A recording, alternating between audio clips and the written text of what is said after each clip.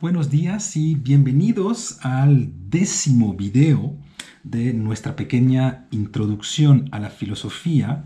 Hoy vamos a hacer un video probablemente un poco más corto que los otros, puesto que lo único que nos queda hoy en día en realidad es cerrar nuestra lectura del Fedón de Platón para poder entrar en el último diálogo de Platón que vamos a leer a partir de la próxima sesión, que será el banquete. ¿Se acuerdan que la última vez en nuestra lectura del Fedón habíamos demostrado básicamente dos cosas?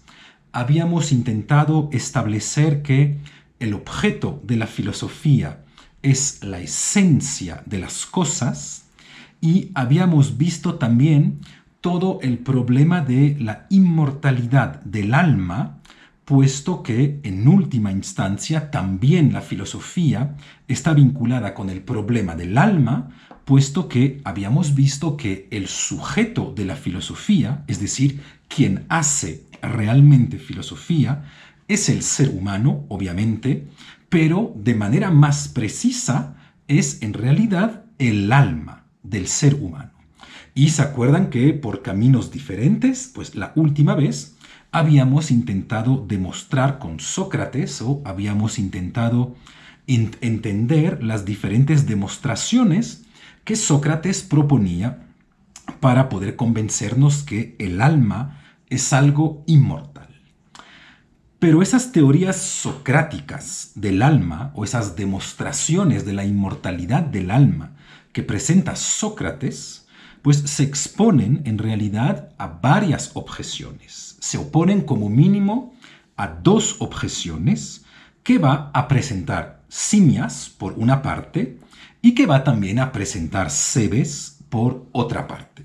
Y veámosla rápidamente porque son objeciones muy interesantes que nos permiten progresar en la lectura de Platón. Comencemos entonces por la objeción que va a hacer Simias a la demostración de la inmortalidad del alma que propuso Sócrates la última vez.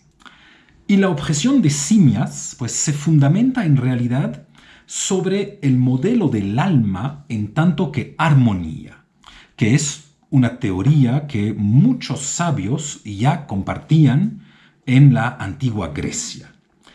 Todo lo que acaba de decir Sócrates, es decir, la diferencia entre alma y cuerpo, o el carácter no material del alma, pues en realidad, señala Simias, se podría muy fácilmente aplicar a la armonía en relación con la lira, es decir, en lo que es una armonía en relación con el instrumento de música que la produce.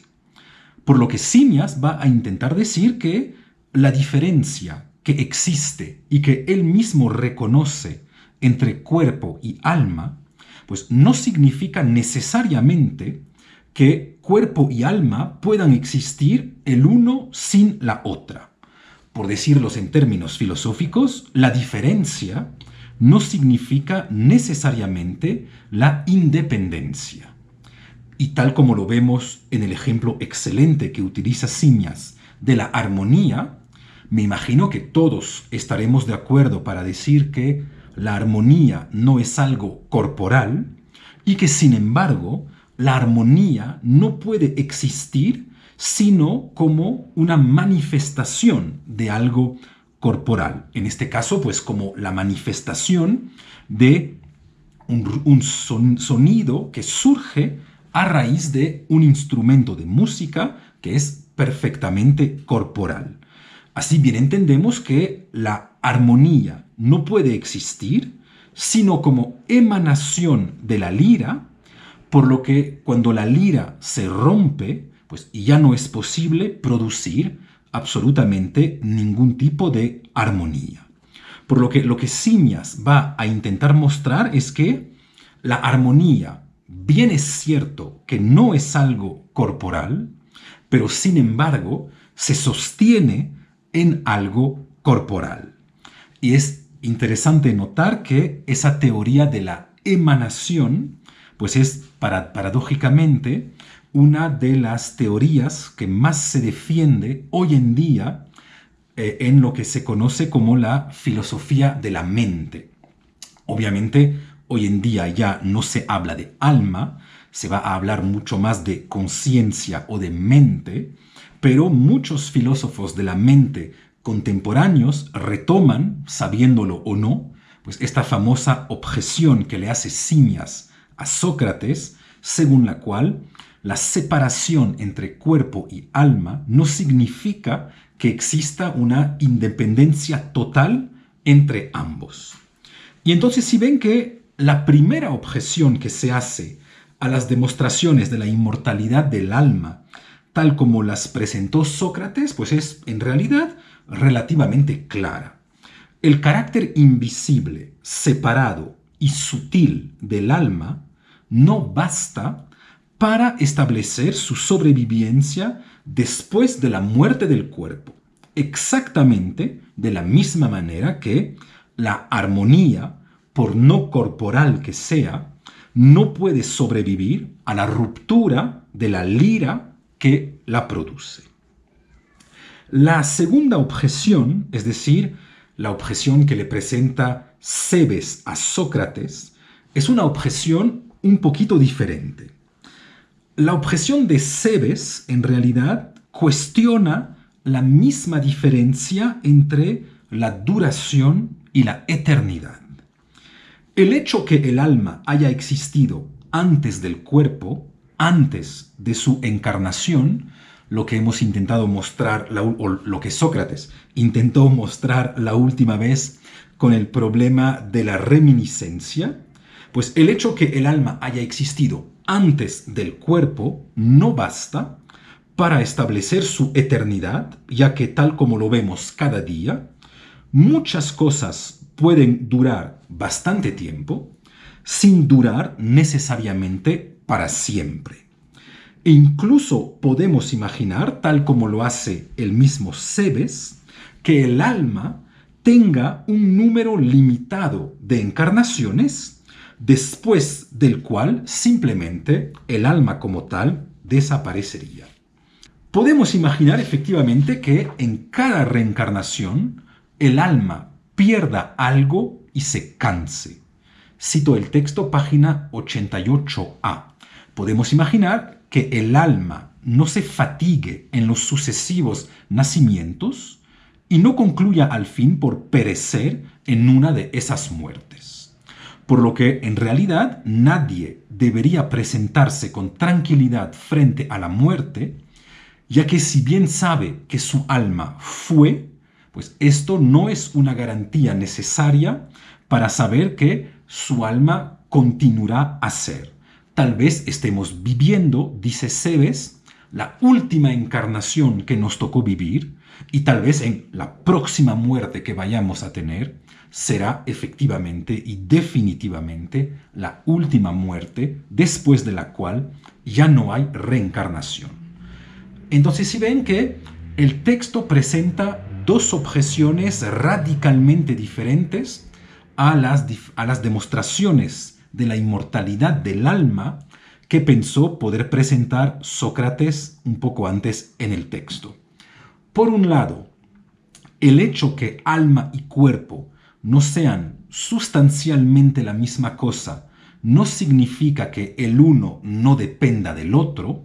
Por lo tanto, bien podemos imaginar que cuando nuestro cuerpo muere, el alma también lo hace, tal como cuando se rompe la lira, la armonía que producía desaparece, objeción de Simias.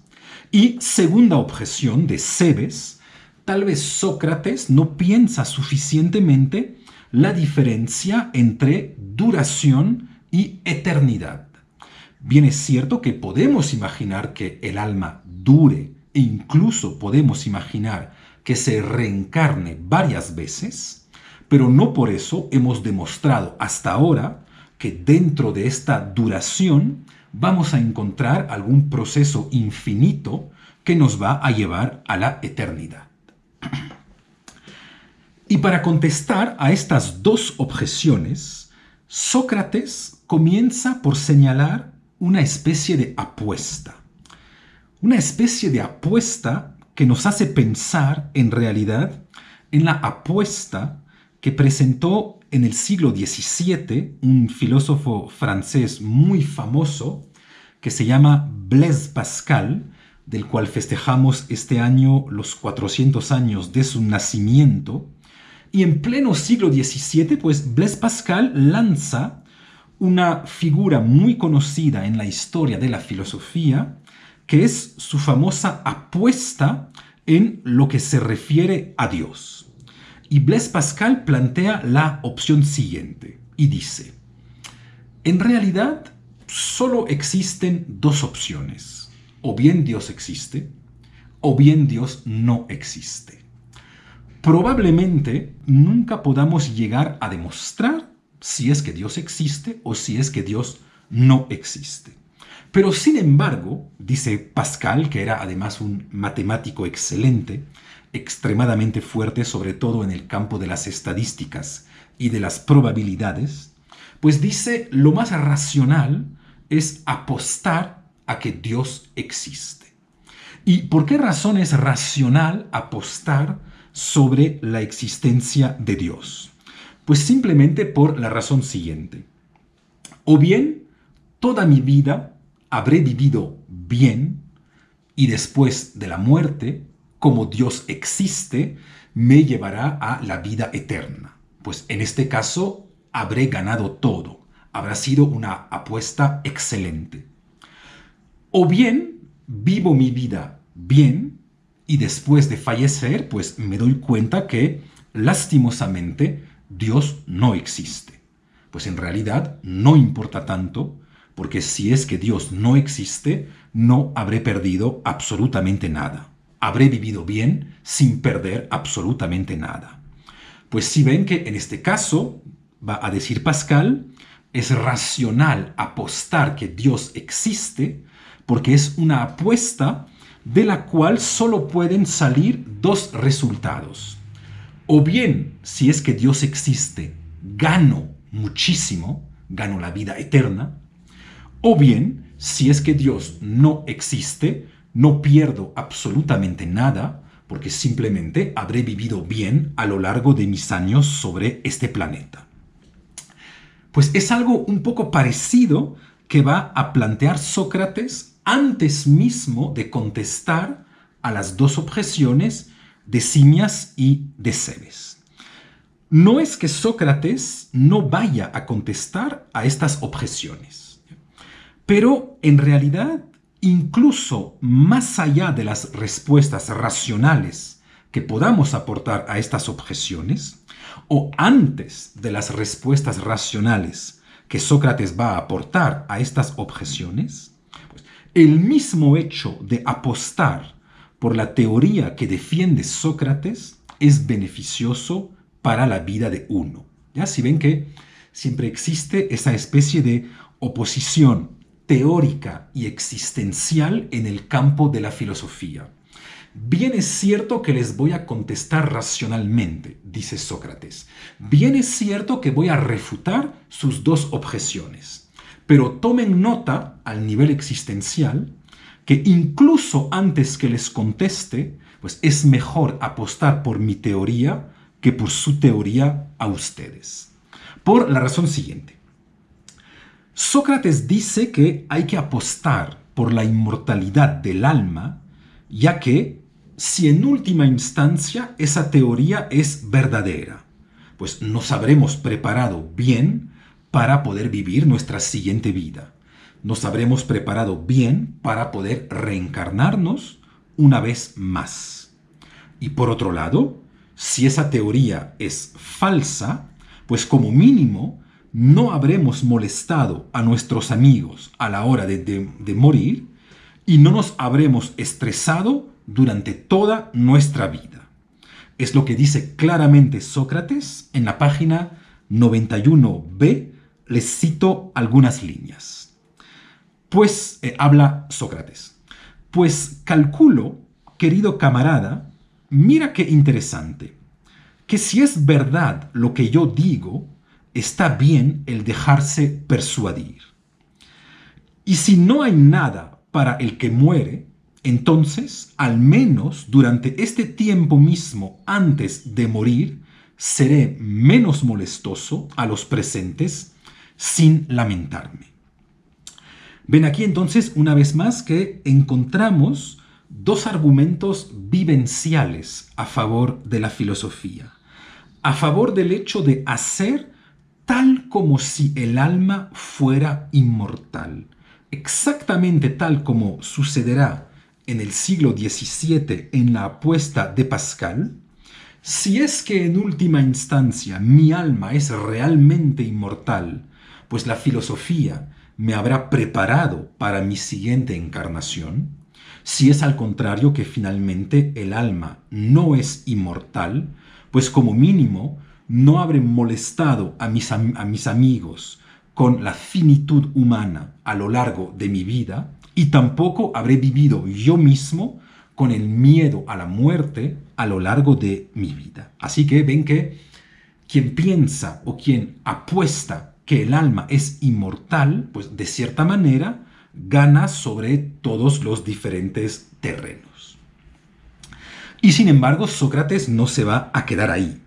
Sócrates también quiere refutar una por una las dos objeciones que le hicieron tanto Simias como Cebes. Entremos entonces ahora en la refutación precisa de las objeciones de Simias y Cebes. Comencemos por la objeción del alma en tanto que armonía, que era, ¿se acuerdan?, la objeción de Simias. Y hay tres puntos que Sócrates quiere refutar. Primero, es de notar que si el alma es una simple armonía, entonces no puede haber existido antes del cuerpo, ya que la armonía no puede existir antes del instrumento de música que la produce. Ahora bien, dice Sócrates, todos habíamos acordado con la teoría de la reminiscencia que el alma existía efectivamente antes del cuerpo, por lo que la teoría del alma en tanto que armonía entra directamente en contradicción con la teoría de la reminiscencia. Hay un segundo argumento que quiere aportar Sócrates. Es un argumento que distingue entre la calidad y la cantidad. La armonía, dice Sócrates, es de por sí algún tipo de cualidad. En este sentido que lo armónico, pues, es la articulación de ciertas notas dentro de un orden preciso. De hecho, no toda articulación de notas produce necesariamente una armonía. Tal como todos sabemos, pues también existen disarmonías o desarmonías. Ahora bien, si algo puede ser más o menos armónico, pues no podemos fácilmente imaginar que algo sea más o menos un alma. Hay articulaciones de notas que son más armónicas que otras, pero no entendemos bien, dice Sócrates, lo que sería un alma que sea más alma o menos alma que otra. Por lo que tal vez el paralelo entre la armonía y el alma pues no sea tan evidente como intenta presentarlo Simias. Y además es necesario para Sócrates poder presentar la diferencia entre las almas armónicas, que son las almas virtuosas, y las almas inarmónicas, que serían las almas viciosas. Si ven que Sócrates va a necesitar, dentro del mismo pensamiento del alma, establecer toda una especie de gradación que iría desde las almas más armónicas, las almas virtuosas, a las almas menos armónicas, que serían, al contrario, las almas viciosas.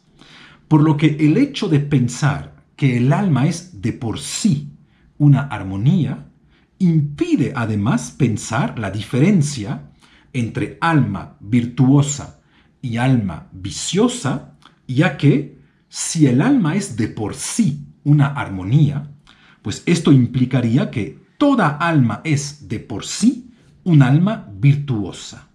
Y no entenderíamos cómo podrían existir almas o personas viciosas.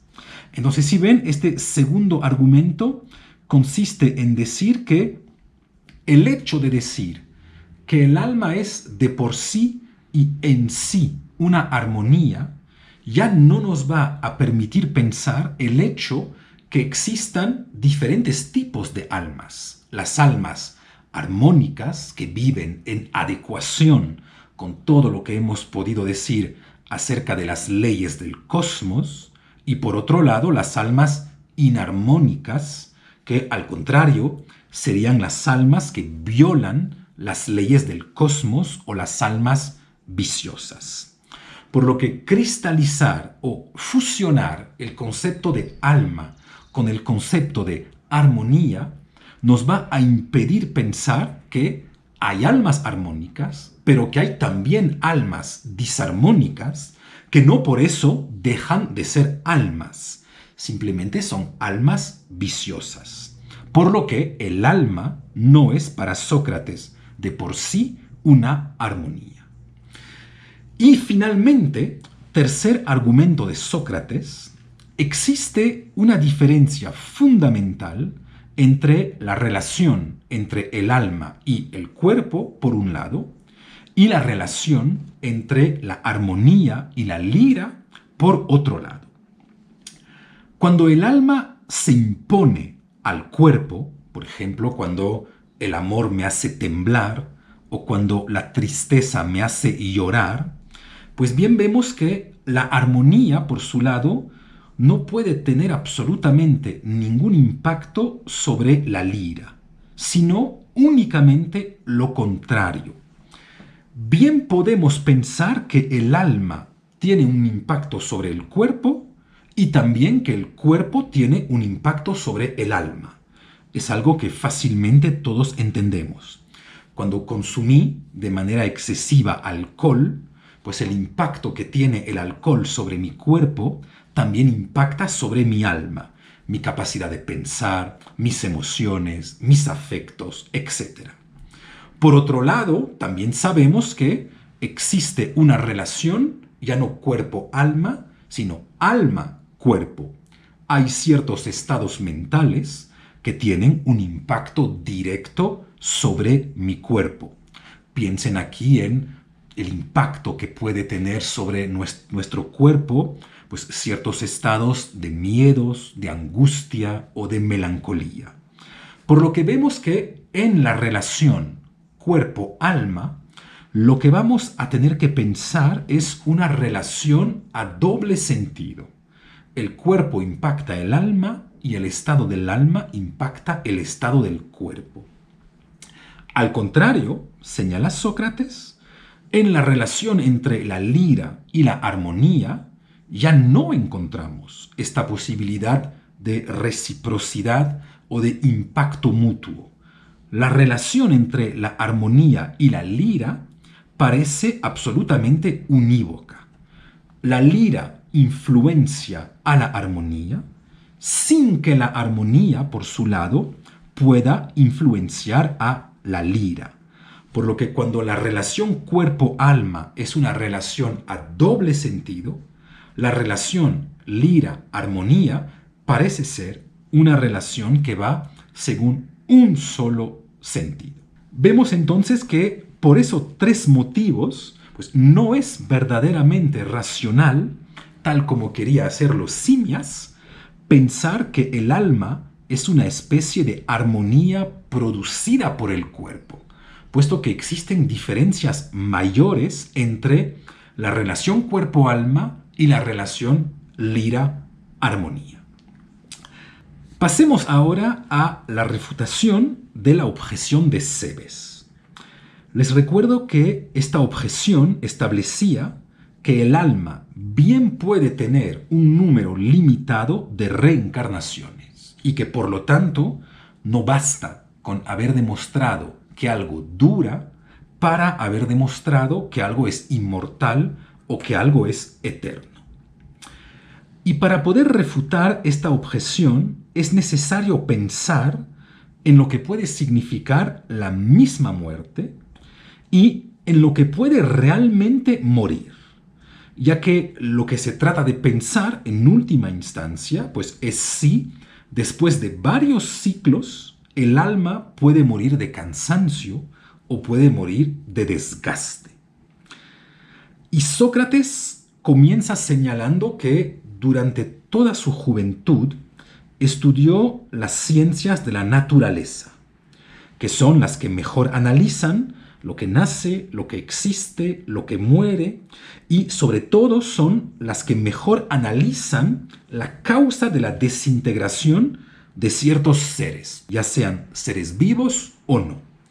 Y recordarán aquí todo lo que hemos dicho en cuanto al Sócrates físico o al Sócrates como estudioso de la física, cuando hemos hablado de la apología de Sócrates. Es entonces, en realidad, una verdadera reflexión sobre el concepto de causa que vamos a tener que desplegar. Tanto la causa de la generación de las cosas como la causa de la desintegración de las cosas, para poder pensar cuántas veces pueden nacer o cuántas veces pueden desintegrarse. Los presocráticos, señala Sócrates, se preocuparon por todas las causas de los fenómenos. ¿Se acuerdan, por ejemplo, del famoso Polemos en Heráclito, del papel central del agua en Tales? Y también se acordarán del hecho que todos los grandes filósofos presocráticos pues fueron en realidad más físicos que filósofos, o que fueron como mínimo tanto físicos como filósofos. Y por esta razón, pues cada uno de ellos intentó pensar cuál era la causa o cuál era el principio de la naturaleza. Pero obviamente, según Sócrates, pues todos se han equivocado sobre lo que significa la misma palabra causa, sobre lo que es realmente una causa. Y por decirlo en pocas palabras, pero que son conceptos filosóficos, pues para Sócrates los filósofos presocráticos confundieron la causa con lo que deberíamos llamar más bien la causa adyuvante, es decir, una causa que es una condición necesaria para que se produzca algo, pero que no es, sin embargo, una condición suficiente del efecto que produce. Como siempre hacemos, detrás de las palabras complicadas se esconden cosas muy simples. Entonces, tomemos un ejemplo para hacerles entender por qué Sócrates pudo llegar a decir que los filósofos presocráticos confundieron la causa como tal de la causa adyuvante. Entonces, tomemos un ejemplo fácil para poder pensar esta diferencia. Y preguntémonos, ¿cuál es la causa de tal acción mía? Pues obviamente muchos dirán que es mi cuerpo, ya que fácilmente podemos entender que sin cuerpo no puedo actuar y que cuando actúo, pues siempre es mi cuerpo que se mueve. Pero en realidad el cuerpo no es la causa real de mis acciones, ya que no basta con tener un cuerpo para actuar. Todos bien entendemos entonces que el tener un cuerpo es una condición necesaria para que yo pueda actuar, pero que al contrario no es una condición suficiente, puesto que no basta con tener un cuerpo para poder actuar. Y tal como lo señalaría Sócrates, pues en realidad la verdadera causa de la acción, la verdadera causa como condición suficiente de mis acciones, no es mi cuerpo, sino exactamente al contrario, es mi alma. Tal vez diríamos hoy, es mi voluntad. Entonces, si ven que constantemente cuando hablamos de causas, vamos a tener que distinguir la causa necesaria de la causa suficiente. Pues de igual manera, señala Sócrates, la verdadera causa de las cosas no es algo material, sino más bien algo ideal. Ideal en el sentido que remite al campo de las ideas en la filosofía de Platón. Por ejemplo, la causa de la belleza de un cuadro no es directamente la mano del pintor, sino la misma esencia de la belleza, la idea o la forma de la belleza. De momento utilizo mucho esos dos términos de idea o forma sin distinguirlos, pero veremos más tarde que en Platón no son exactamente idénticos, ¿ya? Y en el Fedón Sócrates, de momento, no estipula bien el tipo de relación que puede existir entre el mundo inteligible y el mundo sensible. Y de hecho, Platón necesitará muchos diálogos para poder establecer si la relación entre lo sensible y lo inteligible se trata de una simple imitación, de una simple copia, de si se trata de una participación, que es un concepto un poquito más complicado, pero como mínimo vemos que ya en el Fedón existe una relación causal entre lo sensible y lo inteligible. Cito 102a, 102b. Según yo creo, después que se hubo concedido eso y se reconocía que cada una de las ideas era algo y que las otras cosas tenían sus cualificativos por participar de ellas. Entonces, si ven que, si bien de momento en el Fedón el vocabulario de Platón no está completamente fijado entre imitación y participación, como mínimo sabemos que hay una causalidad vertical entre el mundo de las ideas y el mundo sensible. Ahora bien, ahí viene lo difícil. Por esta causalidad vertical entre lo inteligible y lo sensible, pues es justamente por esto que se plantea el problema del cambio y de la corrupción. No se olviden que en última instancia estamos intentando ver cuántas veces una cosa se puede modificar, cuántas veces puede morir, etcétera, etcétera. De ahí toda la reflexión sobre el cambio y sobre la corrupción de las cosas. Preguntémonos entonces con Sócrates, ¿qué sucede en algo cuando pasa de ser, por ejemplo, grande a ser pequeño? ¿O qué sucede en algo cuando pasa de ser bello a ser feo? Si ven que son ejemplos que va a utilizar Sócrates para pensar en última instancia, pues, qué sucede en algo cuando pasa de ser vivo a ser muerto. Bien, pues si las causas son verticales, ¿cómo podríamos pensar el cambio? Cuando algo cambia, no puede coexistir en él dos esencias. Lo bello no puede coexistir con lo feo. Por lo que cuando un objeto pasa de ser bello a ser feo, es porque o bien la belleza se va de él, o bien porque la belleza simplemente muere bajo los golpes de la fealdad que poco a poco se impone. Pero bien entendemos que los contrarios, por ejemplo, lo bello y lo feo, no pueden coexistir dentro de una misma cosa. Y ahí es cuando surge un problema grave. ¿Se acuerdan que habíamos visto en la primera parte del Fedón que los contrarios provenían el uno del otro? Por ejemplo, que el calor provenía del frío y el frío provenía del calor. Pues, ¿cómo pensar ahora que los contrarios no pueden coexistir en el cambio? Y esto permite que Sócrates precise su pensamiento. Una cosa era decir que una cosa provenía de una cosa contraria. el frío del calor, el calor del frío. Otra cosa muy diferente es decir que un contrario en sí no puede transformarse en su contrario.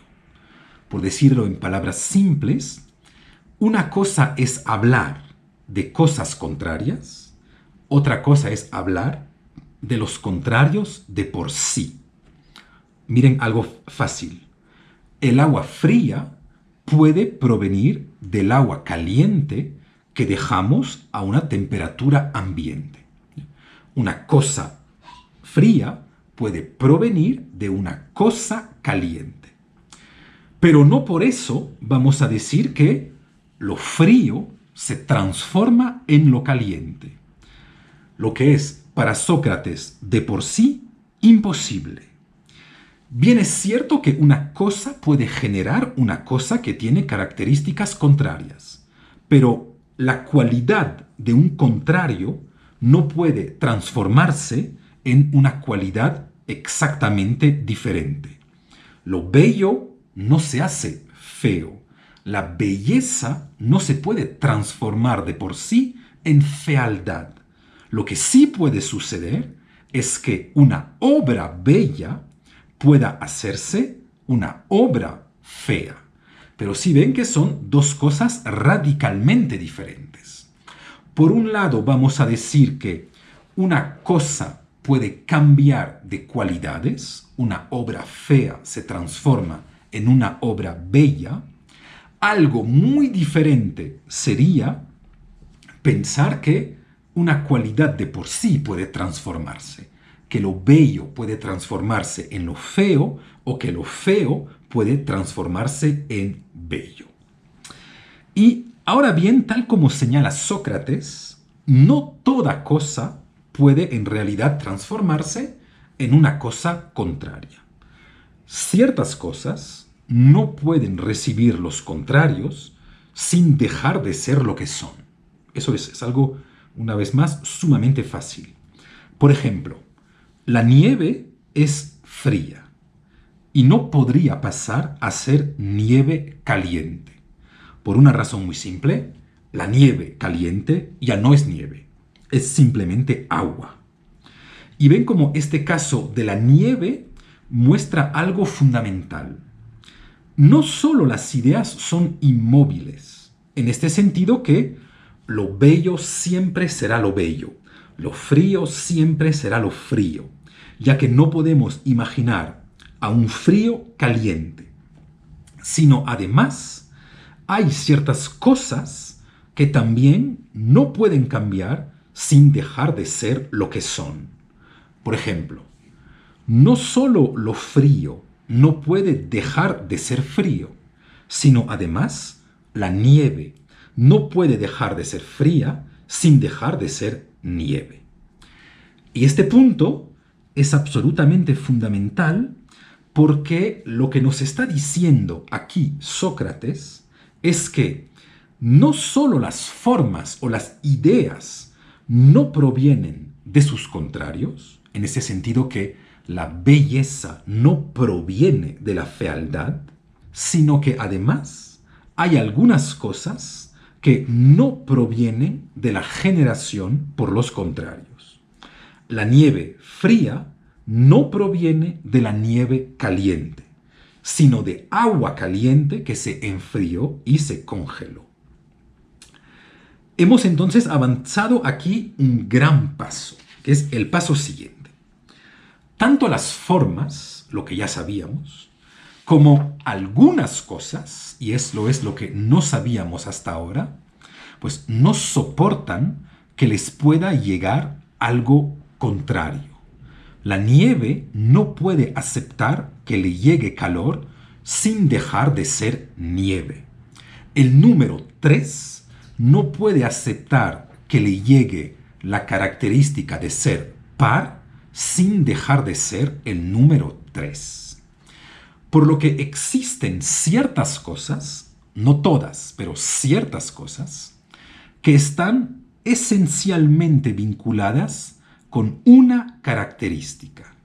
De tal manera que, si bien esta característica cambia, la cosa deja de ser lo que realmente es.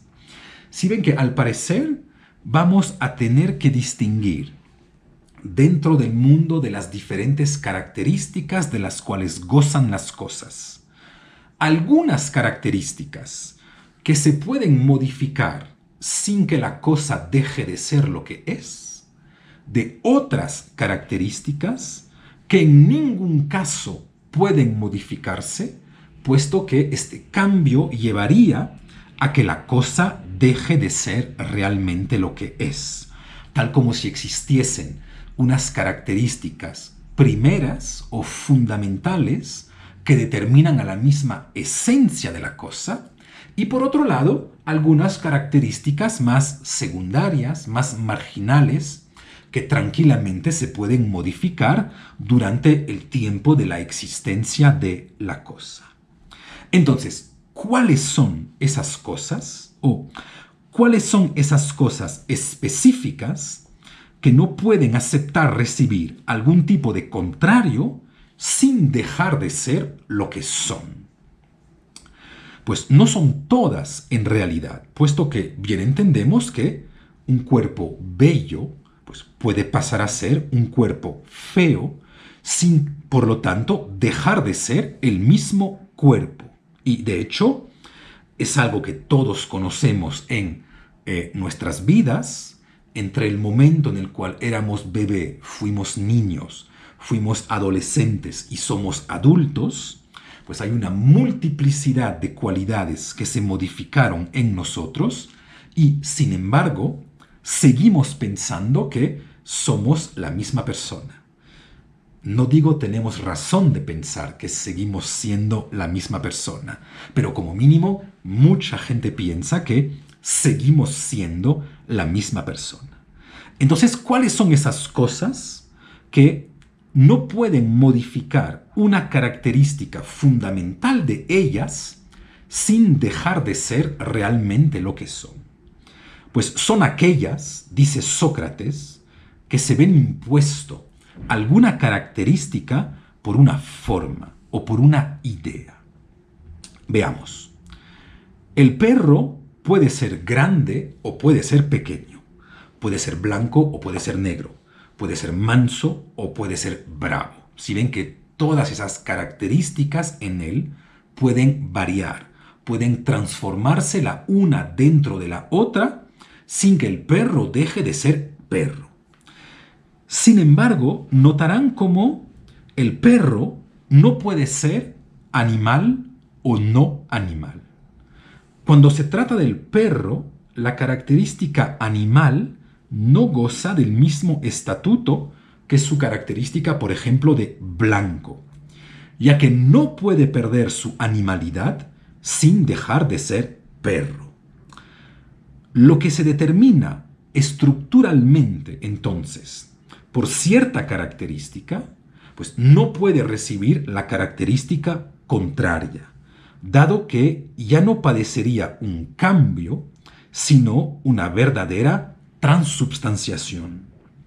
Un perro que ya no es animal, no es que sea otro perro, es que ya ni siquiera es un perro. Entonces, para que algo cambie, para que algo pueda cambiar, siguiendo siendo la misma cosa, pues es necesario que en él algo, por otro lado, no cambie, sino dejaría de ser la misma cosa que cambió y pasaría a ser otra cosa. Si ven que para que yo sea siempre el mismo Stefan, pues es necesario que a través de todos los cambios que he podido padecer en mi vida, crecer, engordar, perder cabello, casarme, ser padre, a través de todos esos cambios que han pasado en mi vida, pues es necesario también que esos cambios le hayan sucedido a algo que en mí no ha cambiado, a algo que detrás de todos esos cambios ha permanecido estable. Si no, ya no serían cambios que le suceden a Stefan, sino serían transformaciones o transubstanciaciones de la persona de Stefan. Con estos conceptos en la cabeza, podemos ahora regresar al problema de la mortalidad o de la inmortalidad del alma, preguntándonos primero, ¿qué tipo de relación mantiene el alma con la vida? ¿Es una relación que se asemeja a la relación entre el perro y la animalidad o entre el perro y el color negro? Es decir, ¿es una relación esencial, fundamental, o es una relación un poco más lejana, una relación que permite el cambio sin que la cosa deje de ser lo que es? Pues obviamente, para Sócrates, la relación que existe entre la vida y el alma es una relación que se asemeja a aquella del perro con la animalidad, es decir, una relación esencial, dado que difícilmente podemos imaginar lo que sería un alma muerta. Y esto quisiera que lo meditemos un minuto porque me parece un punto muy interesante que revela aquí el mismo Sócrates. ¿Qué sería realmente un alma muerta? Pues todos entendemos que un cuerpo muerto es un cadáver. Pero, ¿qué puede ser un alma muerta? Ven que casi no tiene sentido, ya que el alma, ánima en latín, pues es justamente lo que anima el cuerpo, lo que le da vida al cuerpo. Es, por así decirlo, el principio de vida que entra en el cuerpo para animarlo. Por lo que el alma no puede recibir la muerte de la misma manera, para Sócrates, que el número 3 no puede recibir la característica par. Un alma muerta simplemente ya no sería un alma, hubiera pasado a ser otra cosa, dado que el alma se define de por sí por la vida, por ser vida. Y probablemente muchos de ustedes saben que hay un libro famoso, magnífico, pero cuyo título siempre me ha parecido extraño. Y es el libro del autor ruso Nikolai Gogol, titulado Almas muertas. Siempre me pregunté, cuando era adolescente y que leía eso, lo que podía realmente ser un alma muerta. ¿A qué se refiere este título de almas muertas? Porque bien entiendo que un cuerpo muerto, un cadáver, pues sigue siendo un cuerpo, sigue siendo materia, por lo que un mismo cuerpo bien puede recibir la vida, tal como recibir la muerte. Pero, ¿qué sería realmente un alma que haya perdido su característica de ser viva? Pues en realidad probablemente nada. Probablemente ya no debamos llamarle alma. Entonces ven que la argumentación de Sócrates sobre este punto es muy interesante. Bien podemos no creer en el alma. Este es otro debate que de momento dejo de lado. Pero si ustedes creen en el alma, ¿qué puede realmente ser un alma mortal? Pues absolutamente nada, porque por definición el alma es inmortal de la misma manera que por definición el perro es un animal o que por definición el número 3 es impar. Ver entonces todo el gesto de Sócrates para poder contestarle a Cebes sobre el problema de la diferencia entre una duración y una eternidad, pues consiste en decir simplemente que en cada cosa debemos distinguir dos tipos de características diferentes. Las características secundarias, marginales, que pueden modificarse sin que la cosa deje de ser lo que es, y al contrario, algunas características mucho más esenciales que la cosa no puede perder sin dejar de ser lo que es.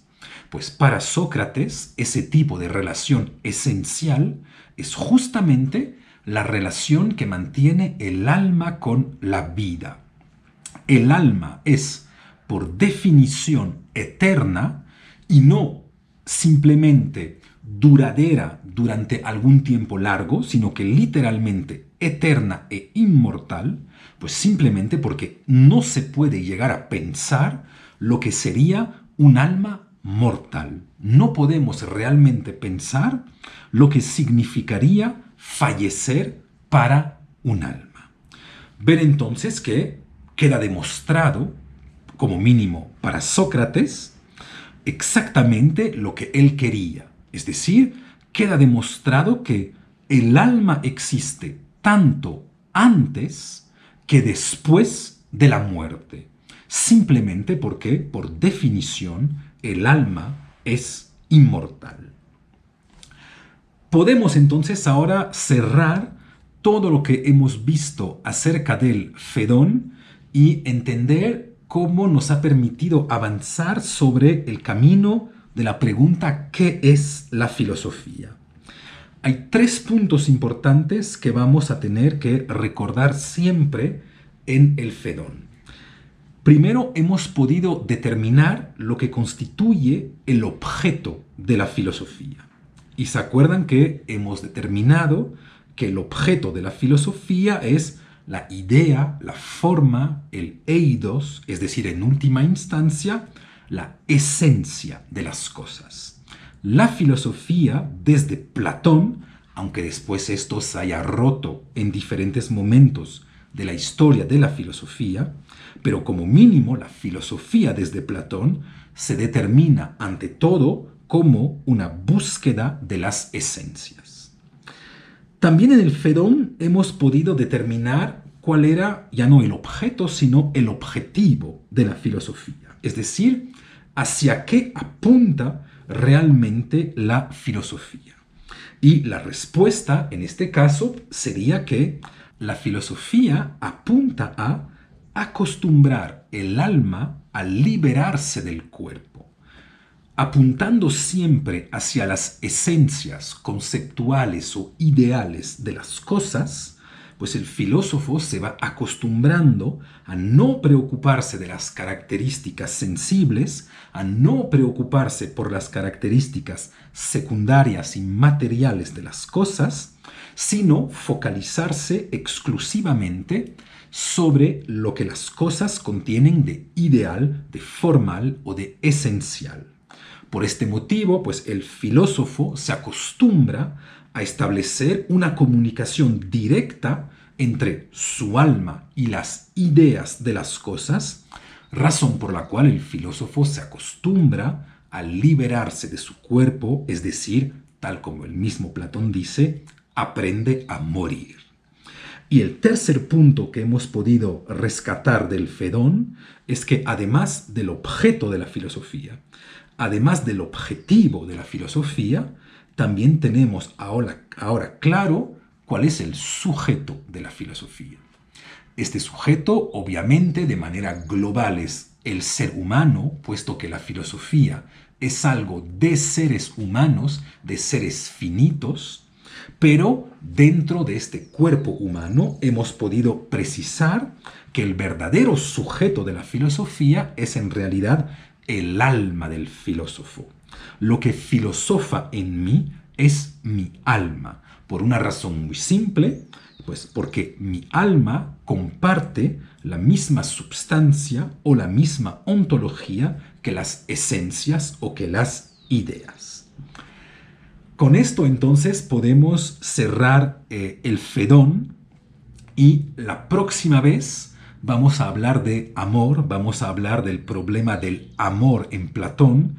Si ven que de momento lo que nos queda por establecer, lo que no hemos visto con suficiente precisión es qué tipo de relación mantiene el filósofo con los diferentes objetos de la filosofía.